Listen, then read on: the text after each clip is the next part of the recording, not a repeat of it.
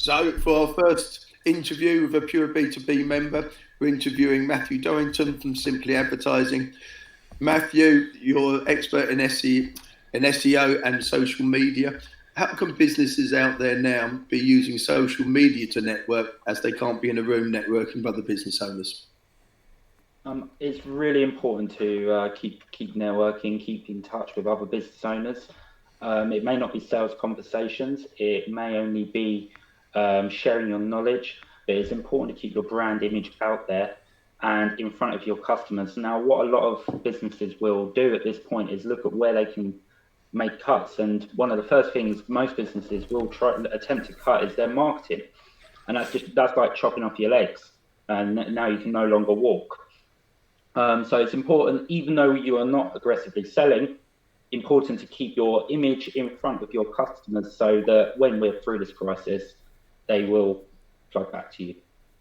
And which platforms would you be recommending people are using, and how should they be using them? So I recommend Google Hangouts. Google are actually giving their professional software free throughout the crisis. The Hangouts version is completely free, but the professional version in this at the moment is free, and it just gives a few added extras, and it's simple to use. You can share links with your contacts, and it's exactly the platform we're using today. Yeah, good for Google. We'll be using that for the Pure B2B Masterminds later today. What kind of events can people still be organising? We're doing the masterminds. What kind of events should other networking groups be organising? So you can organise networking, although the networking has to be controlled. I wouldn't recommend large groups. I've done a couple of networking events in the last week online. Large groups turn into squabbles and people talking over each other. So I feel it's important that someone's controlling the conversation. The ones that work best is where there's a chair, very like pure B2B, and where everybody's given an opportunity to speak, whether if it's networking style, here's what I do, is there any questions, and everybody gets a chance to speak then rather than a squabble and a large conversation. Are there other platforms where people could be typing in messages so that when there's too many people in the room, it isn't all people talking over each other? Definitely, you can use a platform called Microsoft Teams. It comes with Outlook. That has a chat feature alongside the screen, so you can grab the email of people that are talking. But that is a paid subscription version. Perhaps a WhatsApp? WhatsApp, yeah, WhatsApp worked great. I don't think it would be so good for a networking style event, as it involves everybody to have everybody's number, and the reason you're networking is because you don't know everybody. Yeah, it sounds to me like a larger number of small groups might be easier to manage rather than one large group. Absolutely. Kind of 6 to 8 max. Above that, it's going to start becoming too big and out of control. The one I remember from the past, I think it was down in Maidstone, they had an evening where all businesses came on and tweeted to each other. Might that be a better idea for networking? Yeah, definitely. I don't see any reason why that wouldn't work. It would be an interesting one to try out, in fact. I can't remember what they called it now. I think it was the tweet up or something similar to that, where people used to spend, there was an hour every Thursday evening that people met up on Twitter. That seems like a good idea to get going again.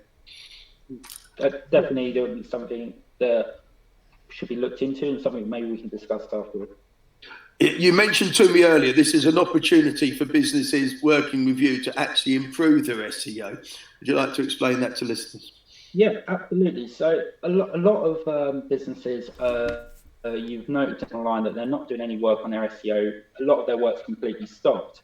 Now, with a lot of businesses, this is their opportunity to work on their websites and improve their SEO for the future. So it's not apparent now, but you've got the opportunity to do some extra legwork on your website and build up your SEO rankings. So when your competitors return, you could potentially be above them. And so you're effectively building a future at this point. And do you think there's particular things people could be doing that are relevant to the times that would really help with that? Oh, definitely. It's important to blog. If you can find anything to talk about in your industry regarding the virus or anything that could help people, but it's important to stay informational. rather than aggressive selling. You'll see on LinkedIn at the moment, there's a lot of heavy selling, and that's simply not going to work at this moment in time. It's important to be an information place, somewhere people can come to get information, and that way, after the crisis, they will come back to you because you helped them through with your information. Yes, we've found out at Pure B2B, demonstrating your knowledge by sharing it is by far the most powerful thing. I've had a lot of direct sales coming through on email this morning, and it's just ridiculous. People you've never heard of before, somebody wanting your business, it's not going to work. I'm going to turn to your own business. Now, I know you've been working remotely with staff for a long time now. Perhaps share with people actually how to get this work, because you're one of the people with a lot of experience with this. Yeah, absolutely. My whole team is remote. We took the step to not be in an office as a cost-saving measure about 2 years ago. It has worked out absolutely brilliantly. We have been operating from co-working spaces around Kent, but obviously with the crisis, we've just been reverting to our homes, and effectively it's business as usual here. Everybody's got their work, and you know what? In fact, potentially we're more productive. We're working from home. Sorry. Effectively, we're more productive, and it's proven fruitful. Frankie, I'm going to bring you in here if I may. You've got staff, you've had an office, you've also had people working from home. How are you coping with this at the moment? So yeah, it's I think one of the most important factors, and I think like Matthew said there, productivity and efficiency is really key. And that can waver slightly when people are allowed to operate more from home than if they're in front of a team or you're working together. But again, Hangouts can be a really good place for that. So we've had slight issues with, not understanding exactly what was going on, keeping morale up, because when you're on your own, it's very easy to get sidetracked, especially when you're at home. You've got other things going on. It's very easy to put the TV on. It's very easy to have distractions around you with other members of the family and so on. So logging into Hangouts as if you was in the office is a great way of actually still keeping some of that sort of camaraderie between each other, still being able to engage with each other and talk. And you find people ask more when you're on a live environment than if somebody has to send an email or if somebody has to send a communication or message. So that can work especially well. And then for people who, for times when we're not on a Hangout, you can use productivity time tracking software. So if we set a project to somebody, we understand how long that they should be working on that sort of project. You can, when they start working on a particular task during the day, they can title that task, and then they can start the time tracker. As they stop, they can stop the time tracker, and then when they move on to something else, so at the end of the day, you can actually see exactly what they were doing, how many hours were spent on each, and whether they're performing to the same really productivity levels as they would do if they was in the office. Productivity is a really important one. Matthew, I believe you were doing something quite similar to Frankie is with productivity and measuring it. Yeah, absolutely. So I have a big whiteboard where I put everybody's tasks for the day on. They get a little WhatsApp message in the morning in the group chat. These are your tasks to complete today. And everybody knows you've got 24 hours to complete these tasks.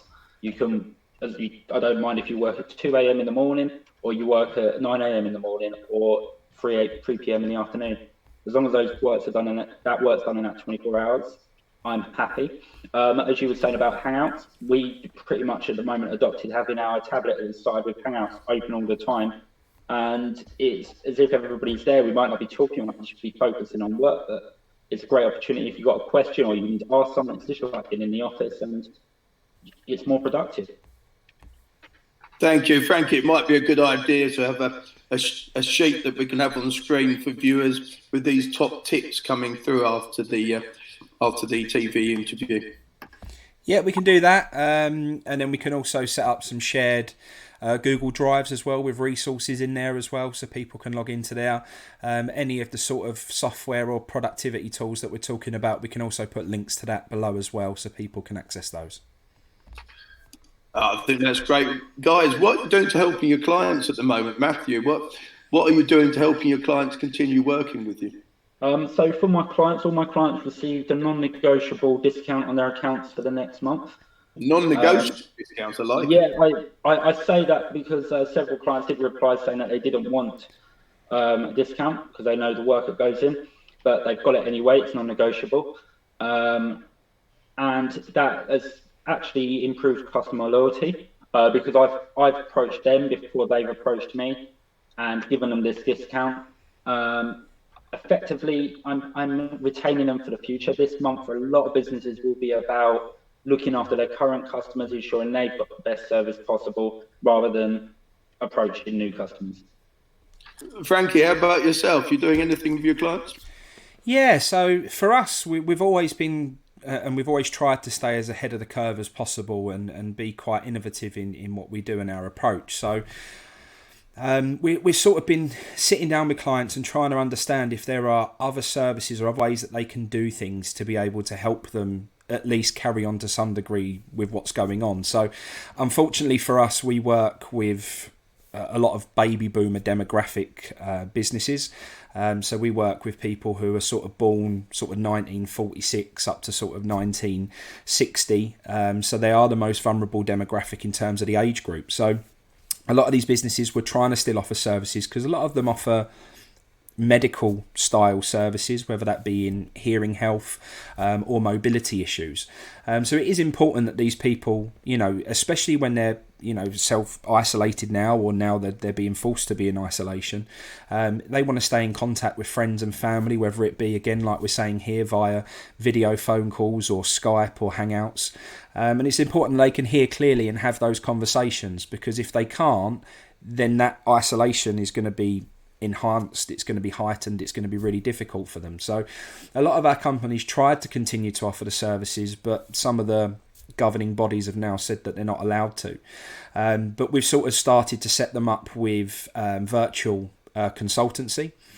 So if people are having issues or struggling with certain things, that they can quickly jump onto an app and they can link into a specialist, and they can ask questions and they can handle or at best they can try and handle the issues that they're having. But then also as a business model, we've had some businesses that are very much branch based.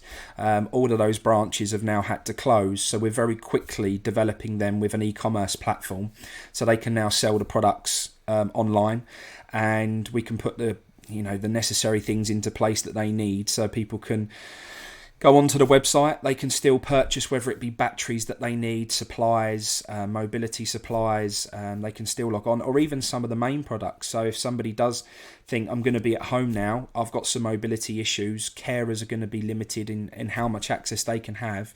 If they need a rise and recline chair, rather than somebody going round and sort of, doing that face-to-face sales process, we can now just put it online and they can purchase the product and it can be shipped to them. And then we can create nice little video tutorials, really simplified.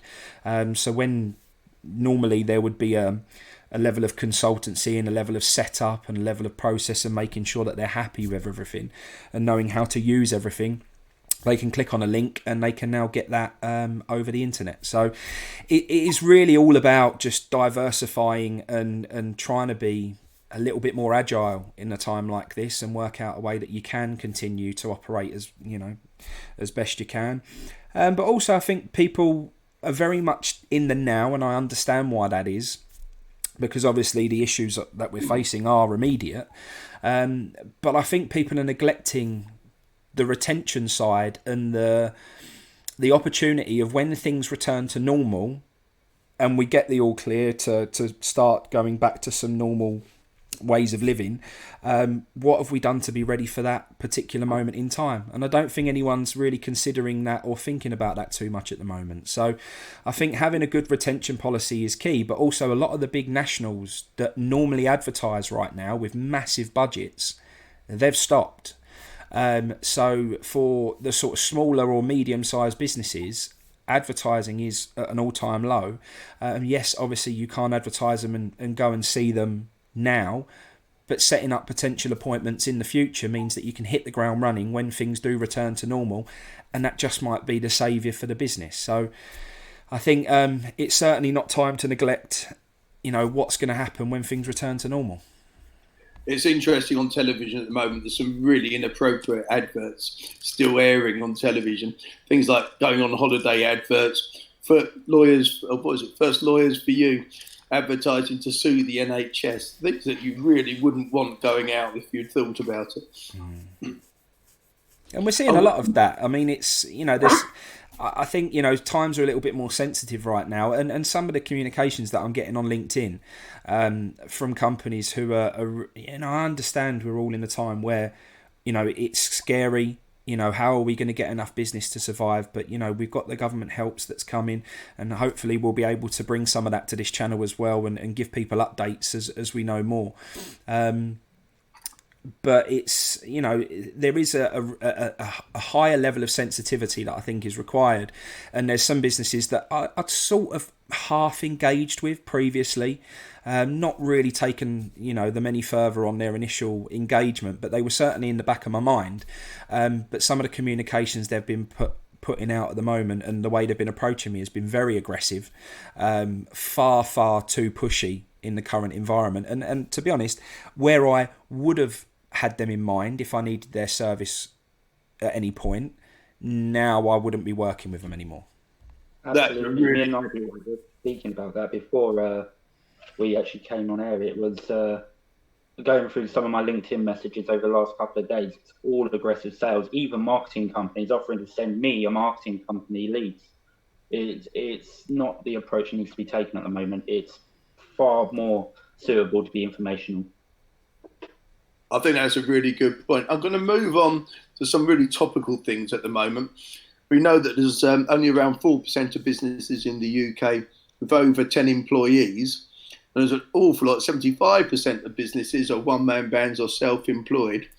And what help you think should be going to smaller businesses? You were speaking about that earlier, Matthew. Yeah, I think the government needs to really look at the sole traders at this moment in time.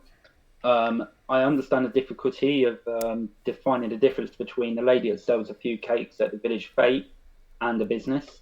But I feel the best way to do this would be to take an average over a number of years and go along the same lines they have with the employed and support 80% of their wage. Because right now they're saying small businesses have got to close in our high streets, but these people have got children to feed at home. They can't close because, quite simply, if they close, they've got no food, they've got no money, they can't pay their mortgage.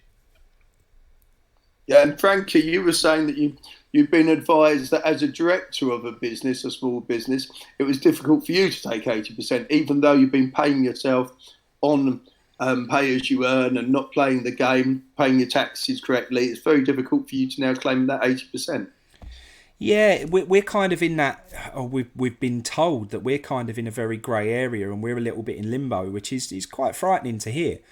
We don't give ourselves a smaller amount on PAYE and top up with dividends and play the game with sort of trying to be as tax efficient as possible. We've always just paid ourselves through the business as a full-time employee, not on a significant wage, on a very average wage for the input that we have to put in. So we've always paid really high amounts of PAYE. We've been punished with the tax that we have to pay as well, because as I say, we're not doing it through a dividend basis. It's all through PAYE, how we pay ourselves, and we haven't actually taken a single dividend from the business. So we've sort of spoken to our accountant and been trying to look for advice, and we've been told, well, because you're a director of the company, they may not see you as an employee, so you may not be entitled to the 80%. However, you're also not really seen as self-employed because you're on PAYE. So where do we sit? And nobody really knows at the moment, which is quite a frightening place to be, because I fully appreciate and fully understand that I think the people who are self-employed need some support. I do sympathise with the government that it's a step-by-step process. We're very, very early on, and I know people are screaming for answers, but we shouldn't really have come to the stage where we're feeling the pinch right now, because since this all started, we haven't really gone for a pay cycle. So at the end of the day, we should have enough money to be continuing as normal as it stands at the moment. Yes, we need reassurances that obviously in the future, as things become more difficult, we're not going to be able to work. We need we need some support from the government. But I do understand that it's a step-by-step process. But it's at the moment, it seems like the people who are employed have a solution. It seems like people who are self-employed, a solution is coming. And it seems like us are in a completely grey area, which nobody has any clue about at the moment. So, yeah, not ideal. I'm in the same position as you, and I think the government so far has taken some really good steps. Really pleased with the way they've looked after this, but I'm waiting for the same answers you're waiting for. It's the next thing, please, can they come up with and give us some reassurance as well. Frankie, have you got any questions to ask? I guess from my perspective at the moment, we predominantly focus on more lead generation based activities. We're not somebody who posts organically to social media. So, from my perspective, while Matthew's here, it would be good to understand, because there's this kind of unsure opinion at the moment whether somebody should be putting out their sort of policies around COVID-19 and the things that they're doing as a business, or whether they should be actually just focusing more on, like you say, more information about their products, services, ways that they can still support their customer base, things that they're doing. What do you think is more important, Matthew? So normally I would preach 2 to 1.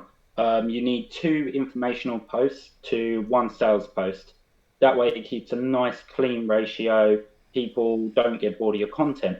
At the moment, all my current plans have gone out, and I've moved more towards 5 informational posts to 1 sales post, because in the first week leading into the lockdown, we saw a decrease on every account. Now, we're only on Tuesday now, and we've been doing more informational posts. So each account we've had about 4 or 5 informational posts go out by now, and the numbers are back where they need to be. So people want to read about stuff, but they don't want to be sold to at this moment in time. Of course, the informational posts we're talking about, these are informational blogs. Now, at the bottom of these blogs, this is where we encourage businesses to plug what they do. So if they sell bicycles, at the bottom of there, after how to change your chain, did you know we can do this for you? If you sell armchairs, did you know we can fit these for you? We can do this? But at the end, after we've given some kind of information, some kind of content that people can consume and understand, rather than we sell chairs, we sell bicycles, buy now. It's just strongly recommend informational over sales. Frankie, I'm passing over to you. Do you have any other questions? I think that's a really good approach, to be honest, and it's something that, like I say, we wouldn't necessarily have been the experts on, or we wouldn't necessarily have come up with that answer myself. But I think, if we were seeing that communication ourselves, that would certainly sort of, give me comfort in the fact that the business is more thinking about actually sort of educating people, and to be honest, I'm more likely, because we do still need some services at the moment, and there are things that we are going to need to spend money on, because we can't come to a complete standstill. Businesses who are behaving that way are certainly more likely to get my business than others who are taking that slightly more aggressive approach. So that's quite interesting. I guess from the other perspective as well, we've seen that people are still engaging with our lead generation campaigns. People still want the products and services. And obviously people are maybe not taking the government information as strongly as they should, and as seriously as they should, for services that people still require. And if it's not the most vulnerable demographic, from Matthew's point of view, do you think that we should still be trying to offer that service to people, or do you think we're in a position now where we just have to, pretty much come to a standstill? Well, I feel it's important to look at your numbers. You as a lead generator working in probably Google, Facebook, Twitter ads, analysing your numbers, understanding your numbers, how each of those ads are performing. By all means, I've got a couple of clients which we're doing PPC for, and they haven't seen a decline. Granted, these are in the financial area where people are highly concerned. And you know what? That industry is working absolutely great. That's the life insurance and mortgage side of things. But where it's really based on your demographics. There's no kind of one answer for every business in this situation. Some businesses can be different. Some you may see that you can continue running your PPC, and whereas others you need to switch to the more informational approach. So here's a big question. If somebody has to do, and there's a home visit within their process, and they do need some, why it doesn't have to be physical contact and a distance could be kept, they would need to enter the other person's property. And they said, well, we normally target people who are 65 and over. However, in the current light of the situation, we want to target 55 to 65 because they're not in as much risk, and we still want to continue business as normal for that demographic. My take on what the government have said at the moment, I would say that they shouldn't be doing that. Obviously, as a business, I still want their business. So if they're still going to pay me for that service, I'm sitting here thinking, well, I could do with continuing that. But ethically, should I be turning around and saying, no, I'm not comfortable with that? Well, that's a very tricky question. I mean, I would look to get on a video chat with the company directors and talk about filling their books up now for the future, rather than risking people's lives. Kind of putting people before profit I feel is important at this point. I agree. I think they've either got to find another way of doing the business so they can do it remotely, sending people things to trial, or it's got to be building up for the future. Unless it's essential. I mean, if your boiler breaks down, obviously you want somebody to come and fix it. But if it's something that could be put off to the future, that's what it needs to be. And that's difficult because I guess everyone's got their own opinion of how necessary that product or service may be. Now, if it's a rise and recline chair and somebody's saying, well, I'm not going to get as many care visits at the moment and I need to be able to get up and down, I need to be able to get up and walk around and so on, you know, that could be seen as really important to their well-being and to their health. From another person's perspective, and we've seen comments coming through on our campaigns that we're running, other people are saying, you know, you shouldn't be doing this. So it is a bit of a grey area, and so there's two sides to this.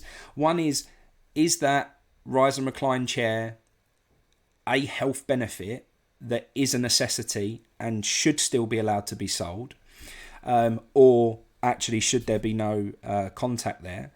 And the other side of it is all the time why I am in limbo, and I understand the government have got a massive job to do. It's very difficult for me it's harder for me to turn down that business when obviously I have no idea when the next time I might be paid any money. So, just both your perspectives on that, really. Matthew, you first. Yeah, well, I understand the position. It's difficult because obviously you're thinking about the bread on your table at this time.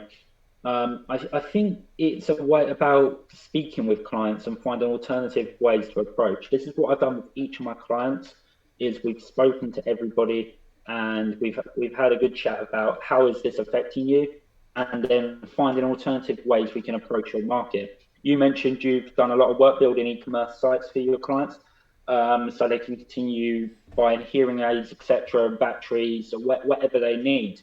It may be time to keep that money flowing in by approaching a client and saying, you know what, we could do an email campaign to your current clients and work out a different way to approach. And then, as I said before, some informational posts. So you said you were doing little videos. Maybe it may be worth running ad videos of how to order from our website. It's so simple. It's this simple. This is how we do it.